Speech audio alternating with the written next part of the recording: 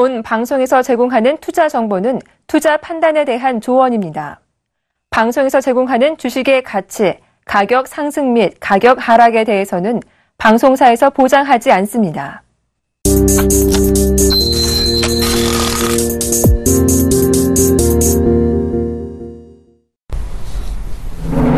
안녕하십니까. 출발 증시와이드 2부로 돌아왔습니다. 저는 박진영입니다. 자, 어제 글로벌 증시와 국내 증시 모두 미국의 지표 부진으로 인한 금리 인상 연기 기대감에 일제히 오르는 모습을 보였는데요. 어제 우리 코스피와 코스닥 모두 1% 넘는 상승세를 보이기도 했습니다. 자, 금요일인 오늘은 증시가 어떤 모습을 보일지 조금 더 궁금해지는데요. 자, 개장 전이죠. 먼저 오늘장 전망 함께 하실 분부터 모시도록 하겠습니다. 오늘은 아펙스에셋 장봉수 연구원 그리고 샘플러스 이광무 멘토 나와 계십니다. 두 분 어서 오세요. 네, 안녕하세요. 반갑습니다.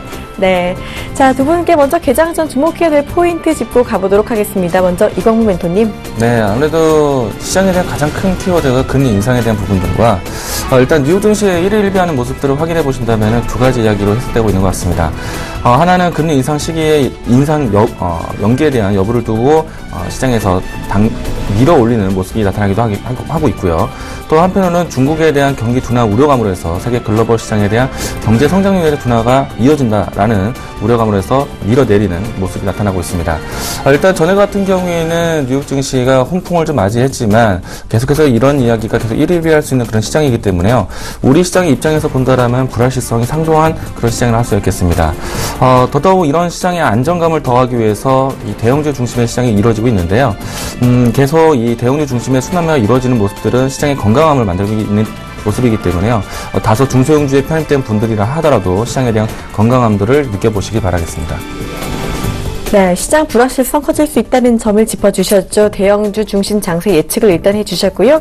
이어서 장봉수 연구원님도 개장 전 체크포인트 짚어주시죠. 예, 일단 지난밤에 미국 시장이 9월 소비자 물가 지수가 전월 대비해서 0.2% 하락함으로 인해서 연내 금리 인상이 어려울 것이라는 전망과 함께 이제 헬스케어와 은행 그리고 에너지 유틸리티 업종이 상승하면서 미국 증시가 상승을 보여줬습니다. 그리고 어제 중국 시장 자체도 다음 주죠. 이제 오중전회를 앞두고 경기 부양 기대감에 따라서 상승을 했습니다. 결국은 일단은 지금 현재 상태는 지수는 계속 오르고 있지만 여전히 이제 종목 장세가 지속 중에 있기 때문에 최근에 이제 부각을 받은 자동차 IT주 중심으로 이제 관심을 가져야 될 것 같고요. 그리고 이제 코스닥 같은 경우는 핀테크, 전기차, 그리고 제약 위주의 순환매가 돌 것이기 때문에 이 위주로 이제 중심을 잡고 이제 그 조정이 들어올 때마다 매수하시는, 아직 여전히 종목 장세고 조정이 들어올 때마다 매수하시는 전략이 좋을 것 같고, 오늘 장은 일단 어제 미국 장의 영향으로 그렇게 큰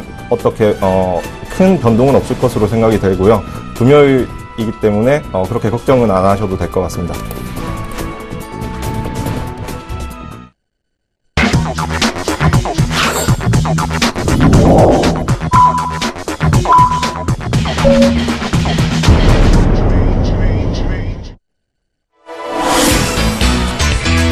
네, 10월 16일 국내 시장 개장을 몇 초 앞두고 있는 모습입니다. 앞서 두 분께 모두 이 개장 전 체크 포인트를 들었는데요. 오늘장 어떻게 움직일지 조금 더 알아봐야겠죠. 우리 시장이 어제는 꽤 강한 모습을 보였는데요. 오늘은 일단은 코스피와 코스닥 또 오르는 모습으로 출발을 준비하고 있는 상황이긴 합니다. 하지만 아직까지는 이 변동성이 큰 시장인 만큼 계속해서 이 분위기 이어갈지는 알아봐야겠죠. 자, 지금 어제 급락했던 원달러 환율까지 어떻게 출발했는지 개장 분위기 보면서 알아보도록 하겠습니다. 먼저 이광무 멘토님. 네, 우선은 글로벌 시장에 대한 이 양봉과 음봉에 대해서 우리나라 시장에서 냉탕과 온탕을 같이 경험하고 있는데요. 우선적으로 했을 때 최근에 시장의 바닥을 확인하는 모습에서 대형주 순환매가 이루어지고 있습니다. 이 부분들은 시장의 불안감이 계속 있기 때문에 좀 더 안정적인 대형주를 선호하는 모습이 나타나고 있다 보시면 좋을 것 같은데요. 일단 우리 증시가 2000포인트를 두고 계속해서 펀드 환매 물량에 대한 우려감이라든지 혹은 지수에 대한 투자 심리 저항대, 지지선을 계속 염두하고 있는 모습입니다. 전일과 같은 경우에는 이 2000포인트 이상에서 그래도 시장 지수가 머물러 있는 모습을 확인할 수 있었는데요. 계속해서 오늘 장에서도 2000포인트에 대해 대한 지지선 여부는 나타날 것이다라고 생각되고 있습니다. 미국에서 올라왔다고 해서 우리나라 시장에 안정감을 더하는 그런 시장은 아닌 것 같고요. 금리 인상에 대한 시기를 여부를 두고 계속해서 줄다리를 하거나 또 한편으로는 중국에 대한 경기 성장 둔화가 글로벌 시장에 대한 성장 둔화로 이루어질 수 있다는 우려감을 가지고 있기 때문에요. 어떤 하루하루에 확신을 듣기 어려운 시장일 것 같습니다. 이럴 때 더더욱 안정감 있는 대형주로 선호하는 것이 지금 현재 시장의 특징을 할 수 있겠는데요. 우선은 하루하루에 대한 부분들은 예측 불허의 모습이라고 할 수 있겠지만은 전체적인 시장의 기조를 본다라면은 그래도 2,000포인트를 올라서는 모습과 그리고 또 외국인이 순환매가 들어왔다는 모습에서 긍정적으로 해석할 수 있을 것 같습니다. 현재 지금 장 출발 상황을 지켜본다라면요. 2,038포인트대에서 거래소가 지수가 진행되고 있고요. 그리고 코스닥 같은 경우에 681포인트대에서 상승 출발을 시작을 했습니다. 일단은 코스닥 같은 경우에는 680선과 675선을 지켜준다라면은 충분히 심리적인 안정감을 더해줄 수 있는 지수이기 때문에요. 이 부분들 조금 더 긍정적으로 바라보시길 바라겠습니다. 네, 어제 급등하느라 오늘 지수 조금 조정받지 않을까 싶었는데 오늘도 추가적으로 오르는 모습을 보이고 있네요. 코스닥은 680포인트를 돌파했고 코스피는 2040선을 향해 가고 있는 모습입니다. 자, 계속해서 업종별 움직임도 알아봐야겠죠? 장봉수 연구원님. 네, 일단 업종별 지수를 살펴보겠습니다. 일단은 코스피 시장 먼저 살펴보겠습니다. 코스피 시장은 거의 모든 전 업종이 상승 출발하고 있는데요. 일단은 어제 큰 상승을 보였던 증권주 업종도 0.8% 상승 출발하고 있고, 그리고 오늘은 의약품 업종이 큰 상승을 보이네요. 의약품 업종이 1.3% 상승 출발하고 있습니다. 그 뒤를 이어서 종이 목재나 은행, 그리고 건설업, 금융업, 서비스업, 의료정밀이나 운수창고, 화학업종, 그리고 철강, 금속, 기계, 전기가스업이 0.4%에서 1% 내 상승 출발하고 있습니다.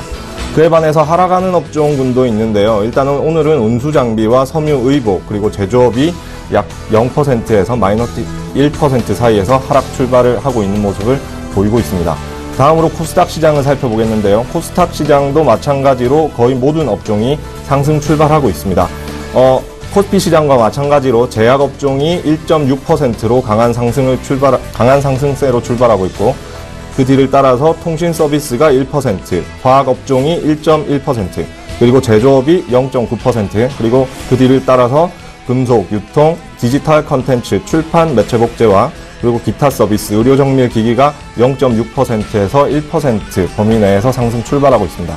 그리고 하락 출발하는 종목군이 있긴 있는데요. 일단 인터넷과 일반 전기전자 업종군이 마이너스 0.01에서 마이너스 0.03, 거의 약보합이죠. 거의 보합 수준입니다. 이 상태에서 출발하고 있기 때문에 일단 오늘 시장 상태가 양호한 것으로 보이기 때문에 일단은 이러한 흐름으로 장 후반까지 쭉 이어지지 않을까 생각이 듭니다.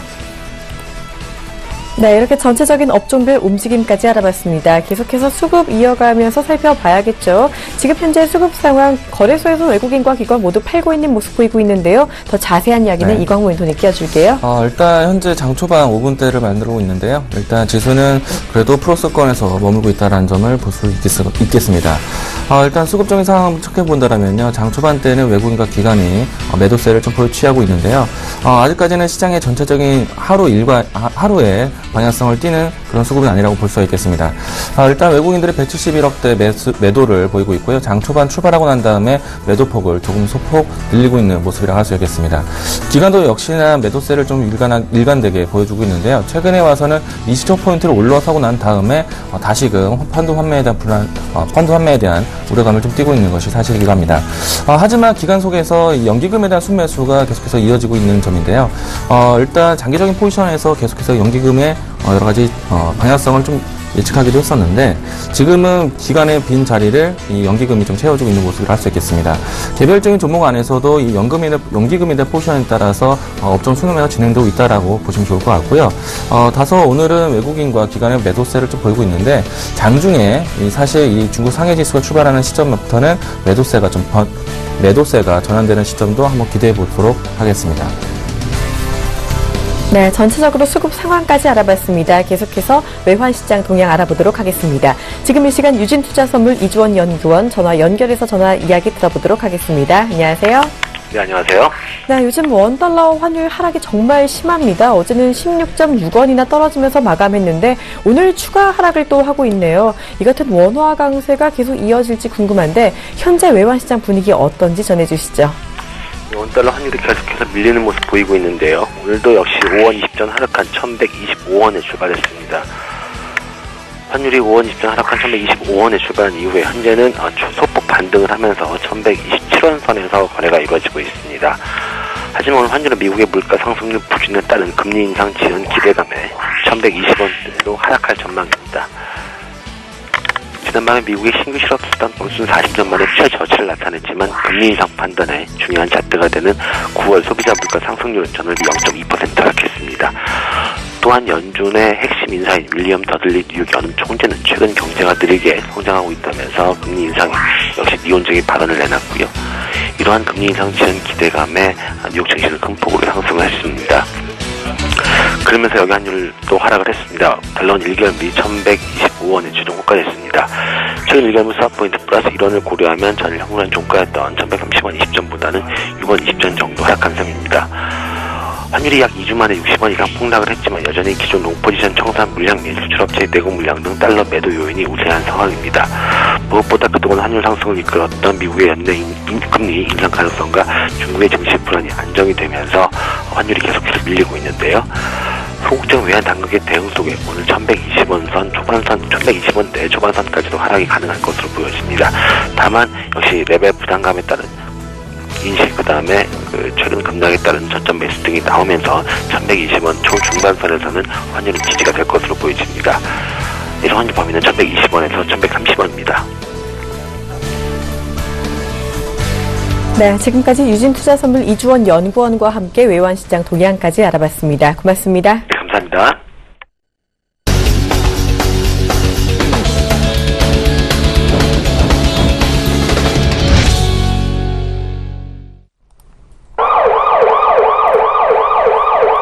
본 방송에서 제공하는 투자 정보는 투자 판단에 대한 조언입니다. 해당 주식의 가치나 수익률에 대해서는 보장하지 않습니다.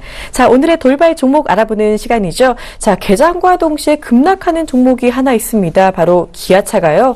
변속기 문제로 북미에서 소렌토 약 42만 대를 리콜했다라는 이야기가 들려오면서 약세 보이고 있습니다. 지금 현재 3% 가까이 하락을 하고 있는데요. 요즘 원화 강세로 환율에 대한 우려감도 받고 있는데 자동차 업황까지 좀 자세히 들어보도록 하겠습니다. 두 분께 모두 여쭤볼 텐데요. 먼저 이광 멘토님. 네, 일단 자동차는 이제 긍정적으로 해석된다라면은 3분기의 어닝 시즌에서 환율적인 수혜가 될 수 있다라는 긍정적인 시각과 그리고 한편으로는 TPP 타결 이후에 이 자동차 업종에 대한 좀 경제사에 대한 대비해서 가격 경쟁에서 떨어진다라는 우려감을 좀 가지고 있었습니다.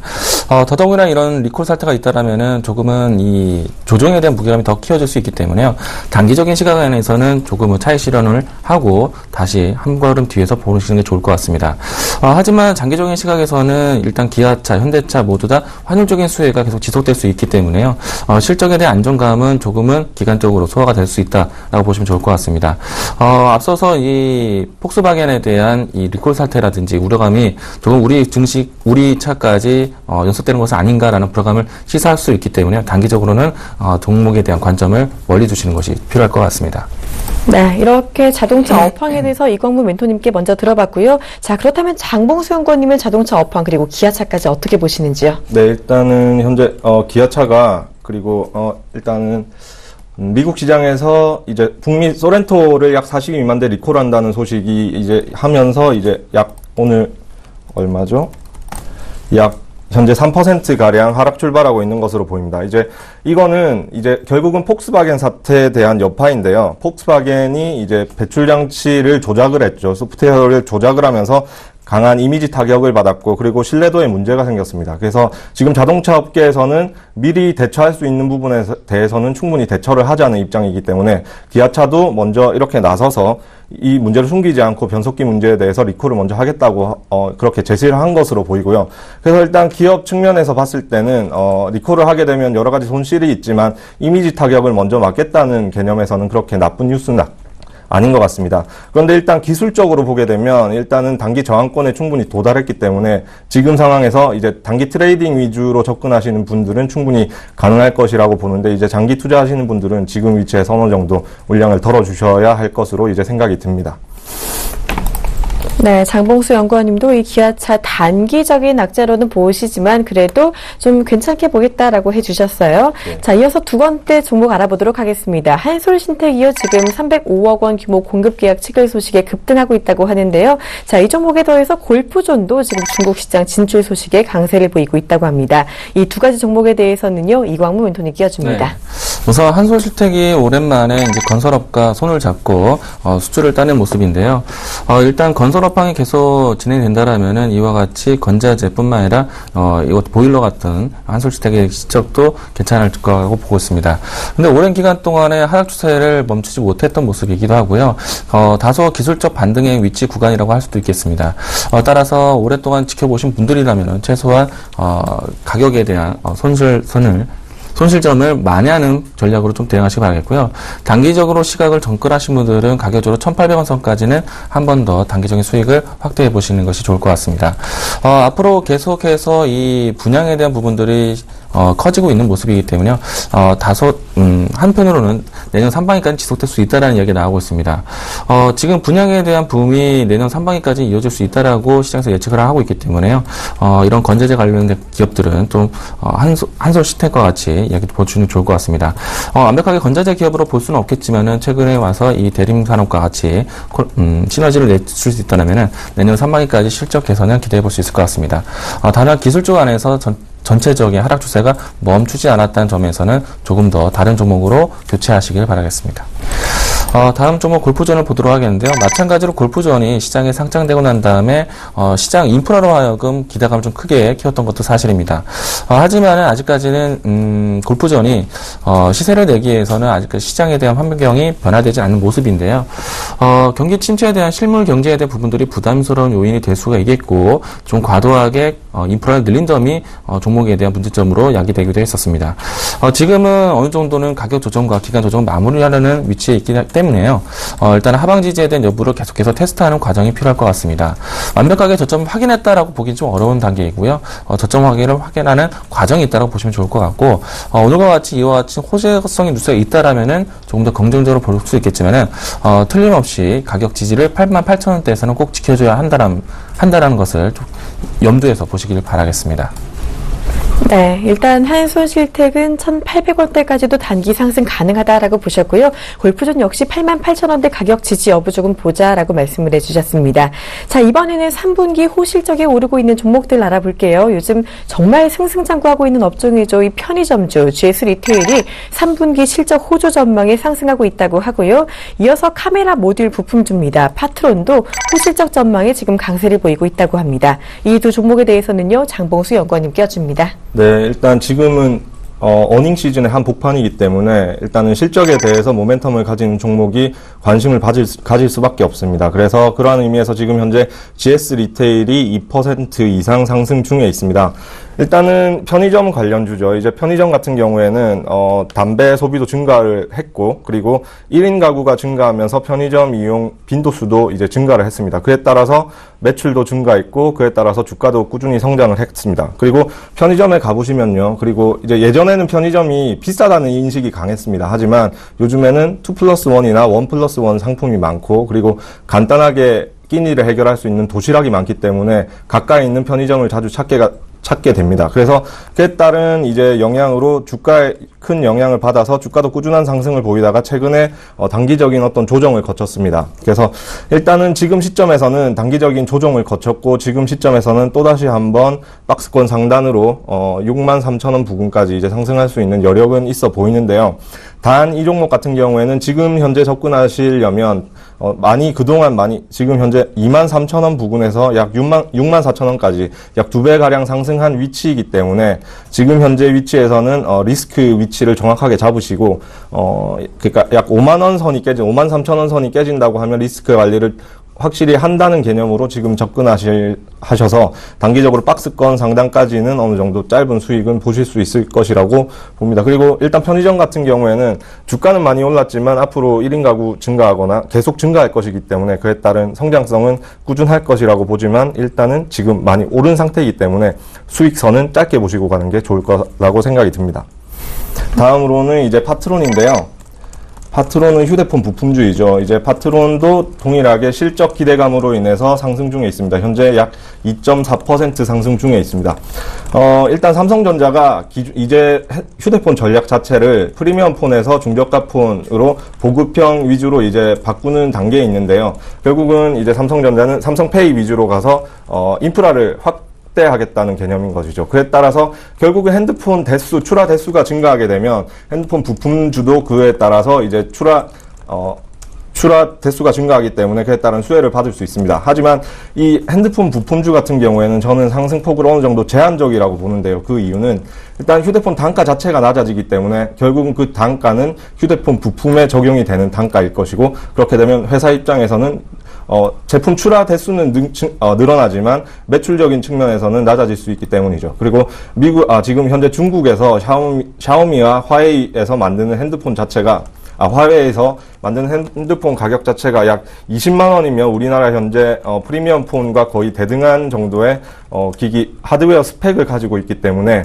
그러한 측면에서 앞으로 봤을 때는 이 핸드폰도 결국은 가격적으로 치킨 게임이 될 것이고, 그에 따라서 휴대폰 부품주도 성장성에는 어느 정도 한계가 있지 않을까 생각이 듭니다.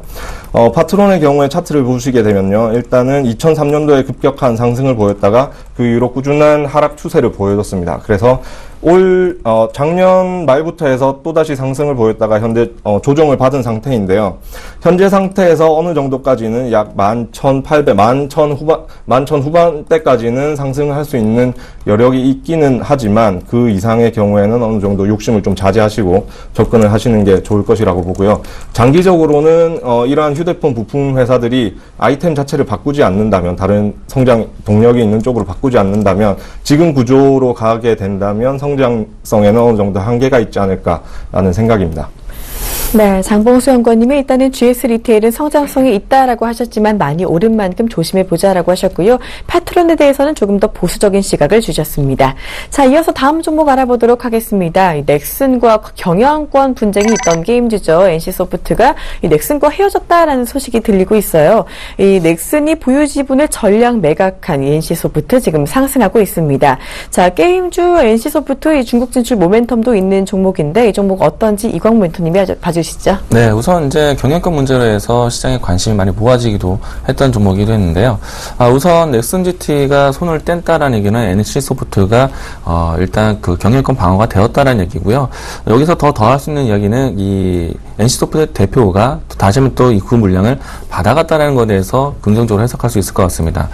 그렇다면은 일단 경영권 문제가 조금은 불안감으로 가지고 있었는데 이제는 NC소프트만의 행보를 거칠 수 있는 그런 기간으로 잡아갈 수 있을 것 같습니다. 다소 이제 단기적으로 했을 때는 이 경영권 강화에 대한 부분들이 긍정적으로 해석될 것 같고요. 추가적인 시장에 대한 모멘텀을 찾기 위해서는 중국 시장 진출이라든지 기존에 있었던 게임에 대한 안정적인 유저 구축이 더 필요할 것 같습니다. 전체적으로 했을 때는 게임주가 물론 시장에 대한 주도주 역할을 이제는 다시금 언제 할지는 모르겠지만 NC소프트만큼은 기술적인 인프라를 통해서 건강한 상승도 기대해 볼 수 있을 것 같습니다.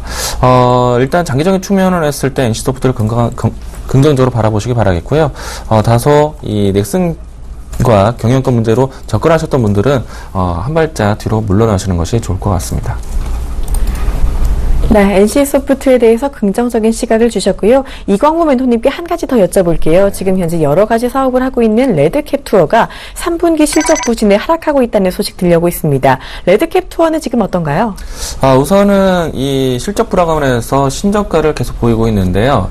아무래도 레드캡 투어 같은 경우에는 이 연예상 사업과 그리고 렌터카 사업을 하게 되는데, 중국 방한하는 그 요우커에 대한 기대감이라든지 혹은 이 해외 시장에 진출을 도모하고 있는 여행사라든가 또 렌터카 사업을 비한다면은 한없이 또 주가의 힘이 많이 떨어진 상태라고 할 수 있겠습니다. 아무래도 여행사업 같은 경우에는 이 하나투어를 비롯해서 거대 여행사가 자리를 크게 점유율을 높여가고 있는 추세이기도 하고요. 또한 이제 렌터카 사업이 가장 비중을 크게 두고 있는 레드캡 투어 같은 경우에는 지금은 이 기존에 있었던 렌터카 사업이 대기업화되고 있습니다. 따라서 이 레드캡 투어가 설 자리가 점점 줄어들고 있다라고 생각되고 있는데요. 따라서 이 때문에 결과론적으로 실적이 부진할 것을 예측하고 있는 것이 사실인 것 같습니다. 다소 이 레드캡 투어보다는 다른 종목으로 교체하시는 게 더 좋을 것 같고요. 또한 이 여행객에 대한 기대감은 가질 수 있겠지만 레드캡 투어에는 해당되는 사항이 아니라는 점에 대해서는 조금은 시장에서 멀리 보시는 것이 좋을 것 같습니다. 네, 레드캡 투어 일단 실적이 부진한 만큼 부정적인 시각을 보여주셨습니다. 자, 이어서 다음 종목 알아보도록 하겠습니다. 어제 우리 한국은행의 기준 금리를 동결했었죠. 이에 오늘 은행주가 동반 상승세를 보이고 있다고 합니다. 자, 일단 금리 동결은 했지만요. 연내에 금리 추가 인하 가능성이 제기가 되면서 시장이 이를 좀 긍정적으로 받아들인 것 같은데요. 은행주가 오른 이유 그리고 전망까지 두 분께 모두 들어볼게요. 먼저 장봉수 연구원님. 예, 일단은 어제 한국은행에서 금리를 동결을 했습니다. 그래서 일단은 시장에서는 앞으로 금리 인하는 더 이상 없지 않겠느냐는 생각에서 앞으로 그러면 금리가 높아질 일밖에 없다라고 생각을 하는 게 반영이 어느 정도 되지 않나 생각을 하고요. 그리고 금리가 결국은 앞으로 점진적으로 상승을 하게 되면 은행은 결국은 예대 마진이라고 하죠. 결국 예금과 대출의 그 이익률의 차이를 통해서 큰 수익을 얻고 있었는데요. 그동안 금리가 낮아짐에 따라서 은행이 이런 부분에서는 이제 매출 자체가 많이 줄어드는 게 사실입니다. 이제 그런 측면에서 어떤 기대감으로 통해서 지금 약간 좋은 상승 출발을 하고 있는 것 같습니다. 그리고 일단 은행주 같은 경우에는 장점으로 부각되는 것이 저평가되어 있다는 것이죠. PBR 수준이 대부분 0.5배 수준에서 움직이고 있기 때문에 일단 저평가 측면에서는 장점으로 부각이 될 수 있습니다. 하지만 저 개인적인 의견으로는 은행주 같은 경우에는 앞으로 성장성 자체에 대해서는 좀 부정적인데요. 그 이유는 일단은 현재 핀테크 시장이 활발히 진행이 되고 있기 때문에 결국은 이 핀테크 시장이 마켓 쉐어가 증가하면 증가될수록 기존의 이러한 시장이었던 은행 관련된 업종들은 가라앉을 수밖에 없습니다. 그리고 일단은 은행 같은 경우는 현재 이제 기업들이 경기가 너무 안 좋다 보니까 부실 기업 같은 경우에는 이제 망하게 되는 경우가 이제 발생하게 되는데요. 아니면 이제 그런 경우에 있어서 그런 부실 기업 채권 자체를 은행이 많이 가지고 있기 때문에 그러한 측면에서 앞으로 이제 폭탄을 들고 있는 뇌관을 가지고 있다. 내관에 불을 붙이기 직전이라는 이제 그런 상태의 관점도 있고요. 그리고 또 나머지 한 가지로는 부동산 담보대출이 있습니다. 결국은 이 부동산 담보대출에 대한 이 액수 자체를 결국은 은행이 그 채권을 다 가지고 있기 때문에 앞으로 이제 부동산 가격이 어느 정도는 1년 반에서 2년 정도는 상승할 것이라고 보지만 이제 부동산 가격과 이제 금리 인상이 부동산 가격은 하락하게 되고 금리 인상은 앞으로 점진적으로 증가하게 된다면 그 리스크는 결국은 은행이 떠안게 된다는 것이죠. 그러니까 결국은 현재 저평가 구간이고 실적이 안 나오는 업체들이 아니긴 하지만 앞으로의 성장성과 그리고 핀테크 시장을 봤을 때는 그렇게 성장성 자체는 제한적이라고 보고요. 대표적으로 지금 KB금융 주가를 보게 되면 계속 박스권으로 움직이고 있습니다. 그래서 일단 이런 박스권 내에서 움직임이 당분간은 지속될 것이라고 보는데요. 박스권 매매를 좋아하시는 분들은 좋아할 만한 이제 차트인데 리스크 관리는 확실하게 하고 하셔야 될 것 같습니다. 여기서 이제 더 가지 말라는 법은 없기 때문에 리스크 관리를 박스권 하단에서 충분히 하시고 박스권 상단까지 수익을 짧게 드시는 전략으로 접근하시는 게 좋지 않을까 생각이 듭니다. 네, 은행주가 일단 저평가된 종목이라는 게 장점이 될 수 있다라고 해주시긴 하셨는데요. 일단은 장기 성장성에 대해서는 핀테크 시장의 확장으로 인해서 조금 보수적으로 보셨습니다. 자, 그렇다면 이광모 멘토님은 네. 은행주 오른 이유 그리고 전망까지 어떻게 보시는지요? 네, 맞습니다. 일단 우리 증시 안에서 이 금리에 대한 문제가 미국에 대한 영향으로 해서 어떻게 방어를 할 것인지에 대해서 많이 고심이 많은 걸로 알고 있는데요. 일단은 미국 금리 인상의 시기에 맞춰서 우리나라도 금리 인상에 대한 발맞춤을 나오게 될 것입니다. 다만 이 하는 경제부에서 얘기를 했겠지만은 이 금리 인상 시기에 맞춰서 바로 즉각적인 대응은 하지 않겠다라고 얘기를 했지만은 그래도 방향성을 일치할 수밖에 없다라고 생각되고 있습니다. 그렇다면은 미국 증시에 대한 부분들을 따라가기보다는 우리가 선제적으로 금리를 최대한 방어할 수 있는 역할이 좀 필요할 것 같은데요. 그래서 한 차례 정도는 더 인하 가능성이 있지 않을까라는 시장에 대한 예측도 있었습니다. 다소 이 동결에 대한 이야기가 모아지면서 이 시장에 대한 새로운 카드를 꺼내지 않는 모습인데요. 은행주를 본다라면 은행주만 봤을 때는 이 금리에 대한 부분들이 다소 실적에 대한 개선점도 생각할 수 있다라고 생각합니다. 따라서 장기적인 측면에서는 탄탄한 지지 구간이 될 수 있는 기업이라고 생각되어 있는데요. 앞서서 말씀하신 것처럼 저 역시나 이 핀테크에 대한 부분들이 대체 상품들이 있다라고 하기 때문에 탄탄한 부분들도 있겠지만은 좀 더 고성장에 포커스를 맞춘다라면은 장기적인 은행주에 대해서 좀 탄력적인 부분들을 기대하기보다는요, 장기적으로 했을 때 보시는 분들 이외에는 다른 고성장의 종목군들로 바라보시는 게 좀 나을 것 같다라는 생각이 들고 있습니다. 그리고 연말까지를 했을 때는 은행주에 대한 관점은 계속 긍정적으로 바라보시는 게 좋을 것 같고요. 다소 고성장에 대한 부분들 안에서는 장기적인에서는 리스크를 좀 안고 가시는 것도 있을 수 있다라고 보시면 좋을 것 같습니다. 네, 이광무 멘토님의 은행주 관련 뷰까지 알아봤습니다. 자, 지금 현재 또 바이오주가 움직이고 있네요. 먼저 한미약품이죠. 이 바이오 대장주인데 3분기에 양호한 실적 기대감에 강세를 보이고 있다고 합니다. 그리고 또 다른 바이오주로는 이 슈넬 생명과학이요. 박근혜 대통령의 TPP 가입 의사표명에 오름세를 보이고 있다고 하죠. 이 제약 바이오주 같은 경우는 TPP 수혜주로 꼽히기도 하는데 이 한미약품과 슈넬 생명과학 장봉수 연구원이 봐주시죠. 네, 일단 한미약품이 현재 실적 기대감에 일단 현재 4.2% 상승하고 있습니다. 일단은 오늘 전체적으로 제약 바이오주들이 순환매 성격에서 이제 어느 정도 매수세가 들어오는 것 같은데요. 일단 맞긴 맞습니다. 실적 증가세가 확실하긴 하죠. 그리고 꾸준히 실적이 증가하는 기업이고 괜찮은 기업입니다. 하지만 일단은 주식에서 많이 올랐으면 아무리 좋은 뉴스가 터져도 더 이상 올랐다가 내렸다가 하는 것이 결국은 주식이기 때문에 좋은 뉴스가 계속 나온다고 해서 계속 오를 수만은 없는 것이 주식입니다. 그런 측면에서 이제 제약 바이오주를 봐야 한다고 보고요. 일단은 바이오주보다는 그나마 이제 제약주가 어느 정도 실적에 기반한 성장세를 보였기 때문에 바이오주보다는 제약주가 조금 더 나을 것이라고 보지만 일단은 어느 정도 지금 많이 올랐기 때문에 기간 조정과 가격 조정을 거쳐야 된다고 생각을 합니다. 그래서 일단은 지금 바이오주에 대해서 기존에 관심을 많이 가지셨던 분들이 지금 조정을 충분히 받았다고 생각하시고 들어가시는 분들도 있으실 텐데요. 근데 지금 위치에서는 어느 정도 시간을 충분히 끌어야 되는 시기라고 생각이 들기 때문에 지금 뭐 들어가셔도 어느 정도 수익은 보신다고 생각을 하지만 결국 시간이 언젠지도 모르고 결국은 그 상승 폭도 지금 많이 오른 상태에서 얼마나 더 오를 것이냐에 대해서 생각을 해봤을 때는 별로 그렇게 이제 추천드리고 싶지는 않은 섹터입니다. 그래서 일단은 그런 상태이고요. 그리고 다음은 슈넬 생명과학입니다. 슈넬 생명과학 같은 경우에는 박근혜 대통령이 이제 TPP 가입 의사 표명에 따라서 현재 이제 그 바이오시밀러 정책과 이런 것들이 이제 같이 연관이 되어서 오름세를 보이고 있는데요. 이 슈넬 생명과학이라는 회사 자체는 기본적으로 일단 기업 분석에서 실적을 봐야 될 필요가 있습니다. 이제 실적을 보시게 되면 여기 보시게 되면요.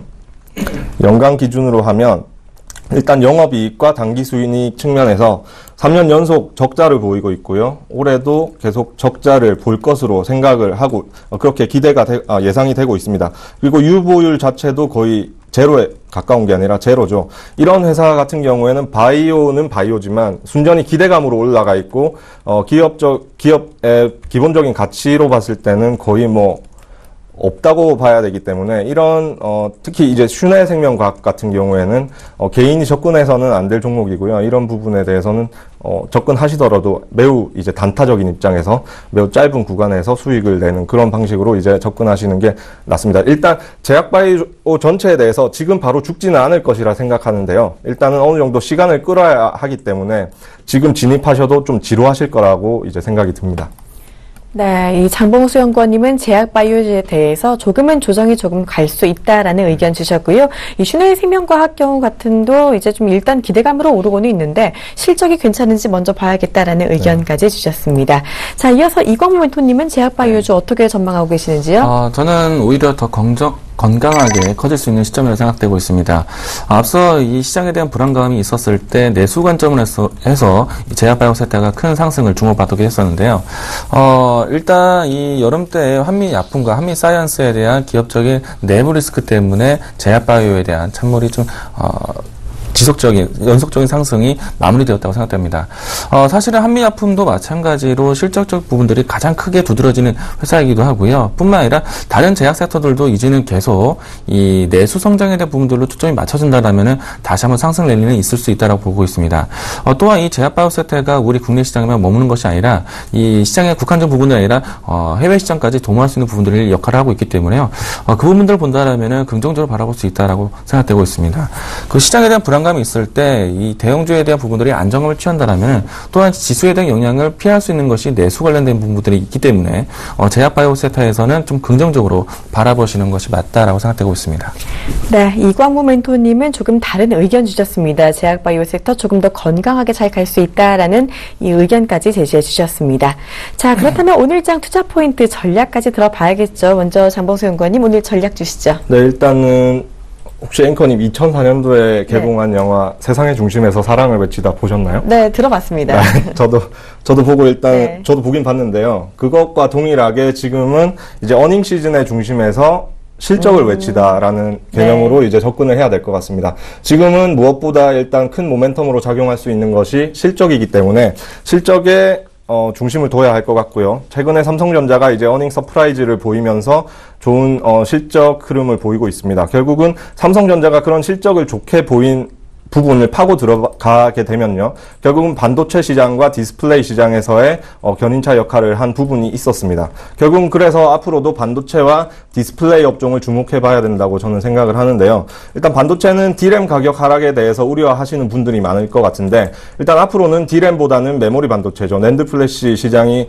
커지고 지금 삼성전자 같은 경우는 3D 적층 방식을 실제로 하고 있고 SK 하이닉스 같은 경우에는 이제 그렇게 추진을 할 것이라고 발표를 했기 때문에 시장은 점차 이제 D램 시장에서 낸드 플래시, 메모리 반도체 시장으로 이제 옮겨갈 것이고 그에 따라서 수혜를 볼 것이라고 생각이 들고요. 디스플레이는 무엇보다 LCD 가격은 패널 가격 자체가 급격하게 하락했기 때문에 앞으로는 우리나라 시장에서는 OLED 업종으로 결국은 갈 수밖에 없을 것 같습니다.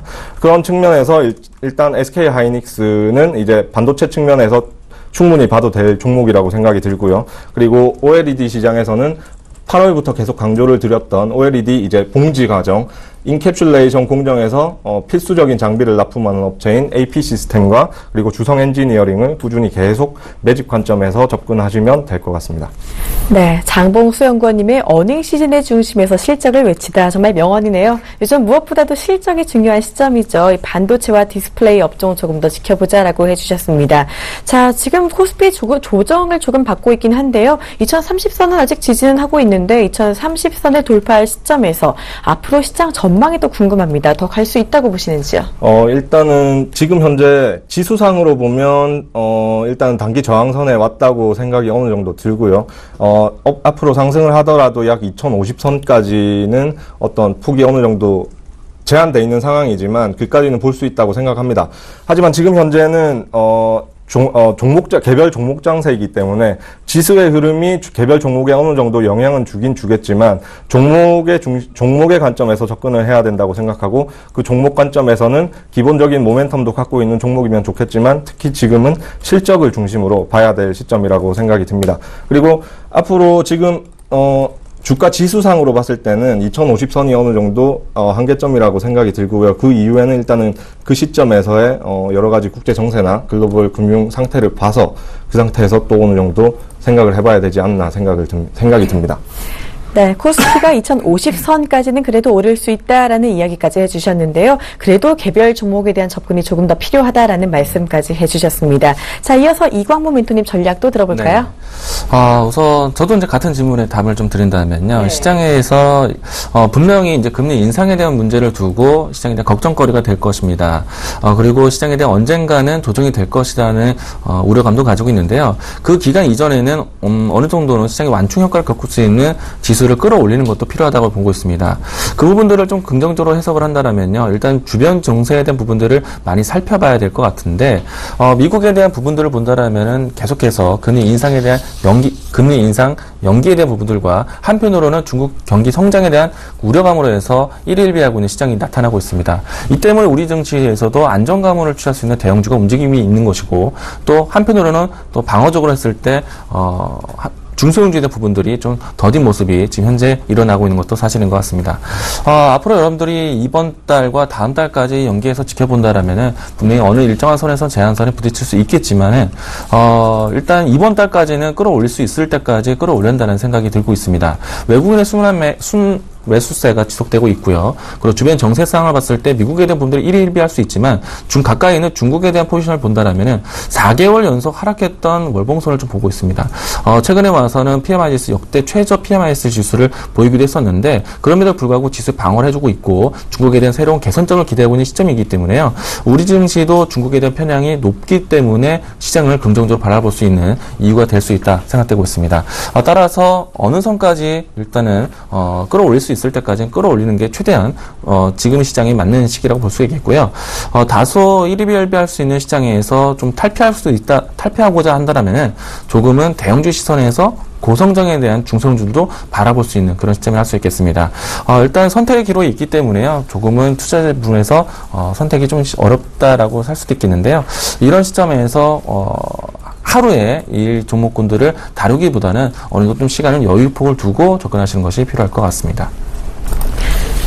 네, 이광무 멘토님은 시장의 변동성이 더 커질 수 있는 만큼 안정감을 취할 수 있는 대형주에 관심을 조금 더 두자라고 해주셨고요. 또 이번 달까지는 그래도 지수가 갈 수 있을 때까지는 오르지 않을까라고 해주시면서 중소형주 중에서도 성장주, 고성장주 관심까지 촉구를 해주셨습니다. 자, 지금까지 아펙스에스 장봉수 연구원 그리고 샘플러스 이광무 멘토와 함께 오늘장 분석 알아봤습니다. 두 분 고맙습니다. 고맙습니다. 감사합니다.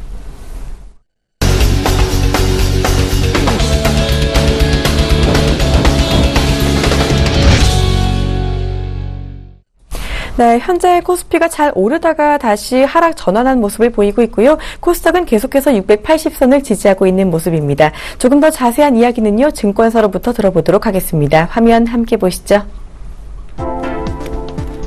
네, 먼저 HMC 투자증권 최희승 차장의 의견입니다. 3분기 실적 개선 종목 위주 압축 포트 구성하자라는 의견 주셨고요. 이어서 메리츠정금증권 정영훈 과장은요. 미국 금리 인상 지연, 중국 경기 부양 기대감이 부각된다라는 이야기 주셨습니다. 이어서 동부증권 김현겸 주식팀장은요. 코스닥 및 코스피, 중소형주의 반등 가능성 열어주셨고요. 마지막으로 유진투자증권 안상현 대리는요. 달러 약세의 국내 시장 안정이 예상된다라는 이야기 해주셨습니다. 네, 오늘은 유진투자증권 석관동 지점 안상현 대리와 함께 전화 연결해서 자세한 이야기 들어보도록 하겠습니다. 안녕하세요. 네, 안녕하십니까. 네, 일단 국내 시장이 안정될 것이다라고 예상을 해주셨는데 오늘장 전략 자세히 들어볼게요. 예, 우선 어제도 저희가 그렇게 뚜렷한 호재는 없었지만 그 환율이 굉장히 안정화가 되면서 저희 나라의 그 외국인이라는 기관이 매수를 해주는 그런 모습을 봤을 때 지금 이머징 시장 쪽으로 이러한 체계적 위험이 사라지면서 달러가 굉장히 약세에 진입하면서 국내 시장도 좀 안정권으로 들어갈 것으로 좀 생각이 좀 들고요. 그래서 저는 박스권 안에서 코스피, 코스닥 모두 다 그 트레이딩 관점에서 접근을 박스권 안에서 박스권 하단에서 매수, 박스권 상단에서 매도하는 전략이 맞지 않을까 이렇게 좀 생각이 좀 들고요. 그 이유는 우선은 어저께 미국 시장이 좋았는데도 불구하고 오늘 코스피 시장은 그렇게 강세를 보여주고 있지는 않습니다. 그래서 제 생각에는 PER이 지금 포워드 PER이 한 10배 정도 되었기 때문에 오히려 코스피 쪽에서는 그런 부담감이 있는 게 아닌가라고 생각이 좀 들고 3분기 실적이라든지 4분기 실적이 어느 정도 올라오는 모습을 보여줘야지 그 코스피 상단을 뚫고 올라가지 않을까 이렇게 생각이 들고 있기 때문에 지금 코스피를 딱 따라가기보다는 3분기 실적 모멘텀주라든지 실적주 그리고 수급이 좀 양호한 주식 쪽으로 좀 가져가주는 게 낫지 않을까 이렇게 좀 생각이 좀 들고요. 코스닥 쪽은 오히려 반대로 박스권 하단 부분이기 때문에 어제서부터 오늘까지 좀 강세가 나타나는 부분이 아닐까라고 생각이 들지만 이것도 추세적으로 이어나가려면 3분기가 좋아져야 되고 환율도 어느 정도 받쳐줘야 되는 부분이 있기 때문에 그런 부분을 지속적으로 확인을 해야 되기 때문에 트레이딩 관점에서 박스권 상단 부분에서는 조금 비중을 축소하는 그런 트레이딩 관점으로 좀 가시면 좋을 것 같고 저는 그래서 지금 관심 섹터는 수급 우량주라든지 LCD 장비업체 이쪽 LCD 장비업체는 특히 뭐 중국 쪽으로 굉장히 발주가 지속적으로 나타나고 있기 때문에 내년에서 내후년까지 OLED 그다음 그 후년에는 반도체 장비까지 이어지는 그런 수주 장비 모멘텀이 있기 때문에 좀 장기적으로 좀 봐야 될 것 같고요. 두 번째로는 그 다음에 카지노 업체 최근에 벨스가 다시 좀 나오면서 좀 눌렸는데 그런 부분은 수급적인 것 같고 오히려 뭐 지금 외국인 관광객이라든지 그 다음에 카지노 드랍액을 봤을 때에는 좀 그렇게 우려할 부분은 아닌데 굉장히 좀 눌리는 부분이 있는 것 같아서 카지노 업종을 신규 편입하고 자동차 쪽은 오히려 지금 체계적 위험이 완화가 되면서 환율이 안정화를 찾고 있는 부분이 있기 때문에 모멘텀 부분에서는 조금 안 좋은 부정적인 영향이 있다고 좀 판단이 됩니다. 그래서 자동차 쪽을 이제 좀 줄이는 게 낫지 않을까라는 생각이 좀 들고 있습니다. 네, 오늘 이 박스권 안에서 양시장 모두 트레이딩 전략 가져가는 게 좋겠다라는 의견 주셨어요. 일단 달러 약세가 이어지면서 신흥국의 통화 가치가 올라가는 만큼 이 환율 수혜가 줄어들 수 있는 자동차 업종의 비중 축소 의견을 주셨고요. 반면에 수급과 실적이 좋은 종목 LCD 장비 업체와 카메라 부품주, 카지노주 위주로 트레이딩 해보자라는 이야기까지 주셨습니다. 지금까지 유진투자증권 석관동 지점 안상현 대리와 함께 전략까지 알아봤습니다. 고맙습니다. 감사합니다.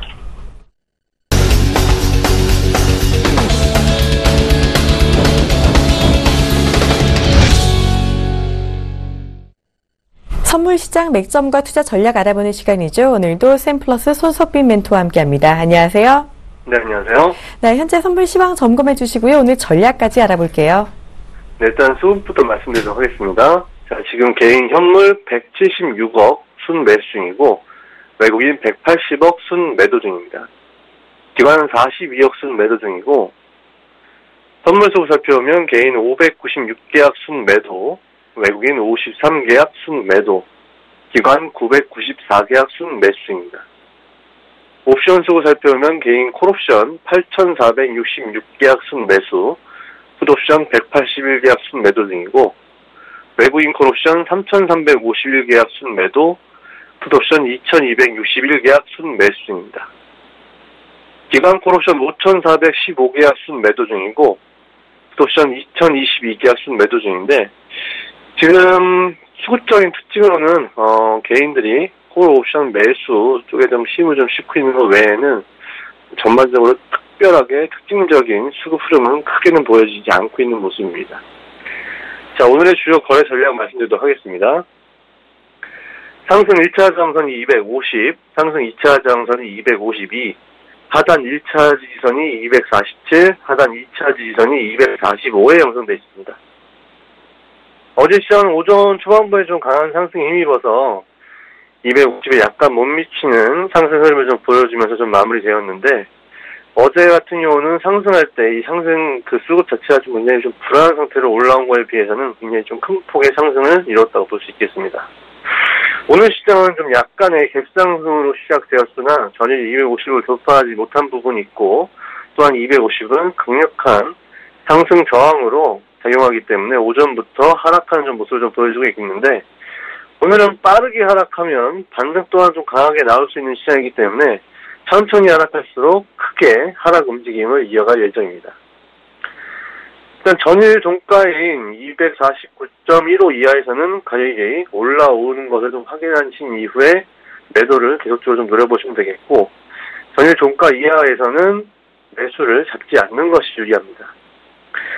현재 중국장은 좀 상승 안전 초입 형태로 좀 올라오고 있는 모습이나 중국 국내 시장은 이미 강하게 좀 올라와 있는 상태이기 때문에 중국장의 현재의 상승 모습은 현재 국내 시장 가격에는 큰 영향을 미치지 못하는 수준이고 또한 두 시장이 좀 갭이 있는 만큼 당분간은 중국 시장에서 큰 변화의 모습이 있지 않은 이상 국내 시장의 모습에 좀 주력을 하시면 되겠습니다. 일단 지금 현재 가격이 국내 시장이 248.25 현재 모습을 좀 가격을 가르치고 있는데, 일단 잠깐 기다리셨다가 248.50에서 249 사이 부분까지 올라오면 그때 한번 오전 초반 매도를 좀 잡아보시면 되겠고, 일단 249.15를 1015를 돌파하지 않는 이상 계속적으로 좀 매도를 좀 노려보시면 되겠습니다. 일단 국내 시장 자체가 오늘 굉장히 상승으로 이 하락한 움직임을 반등시키기 굉장히 좀 어려운 시점이고, 또한 250이 굉장히 강력한 상승 저항선이기 때문에 어제도 강력한 상승 흐름이 나왔던 어제조차도 250을 순간적으로도 돌파하지 못했고, 또한 갭상승을 올린 이후에 힘없이 좀 무너지는 모습을 좀 보여주었기 때문에 일단 전일 종가를 돌파하지 못하는 수준에서는 계속적으로 올라오면 매도 형태로 매도를 좀 노려보시면 되겠고, 매수는 오늘은 전일 종가 이상 올라가기 전까지는 매수는 잡지 않는 것이 굉장히 거래하실 때 좀 유리하게 작용을 하겠습니다. 계속적으로 좀 매도를 노려보시고, 오후장에 한번 노려보실 때에는 2시 이후에나 한번 가격이 지금 하단 1차 지지선이 247이고 2차 지지선이 245에 형성되어 있는데, 오전 11시 반 전에 하단 1차 지지선이 247이 깨진 상태로 하방으로 쭉 밀고 있으면은 오후 2시 부근에 245 정도 부근에서 한번 지지가 나올 예정입니다. 그렇기 때문에 오후가 되기 전까지는 매수는 좀 절대로 노리지 마시고, 오전 부근에 계속적으로 매도를 누리시면 거래하시는데 이상이 없겠습니다. 네, 지금까지 샘플러스 손석빈 멘토와 함께 자세한 선물시장 전략까지 알아봤습니다. 고맙습니다. 네, 감사합니다. 네, 이번 달 내로 중국의 5중 전회가 열립니다. 중국의 여러 가지 정책이 나올 수 있는 만큼 작지 않은 모멘텀으로 분류가 되고 있는데요. 잠시 후 11시에 방송되는 탑5에서는요, 절대 수익 고수 샘플러스 황민영 멘토와 함께 중국의 5중 전회 수혜주를 전격적으로 분석하는 시간을 마련했습니다. 많은 시청 부탁드리고요. 그리고 내일이죠. 10월 17일 토요일 오후 1시에 서울경제TV 개국 7주년 기념 머니 콘서트가 열립니다. 증권은 물론이고 보험과 부동산 강연회도 마련되어 있고요. 이 대형 TV나 노트북 같은 푸짐한 경품도 준비가 되어 있습니다. 많은 참석 부탁드립니다. 자, 출배쟁시 와이드 오늘은 여기서 마무리하도록 하겠습니다. 시청해주신 여러분 고맙습니다.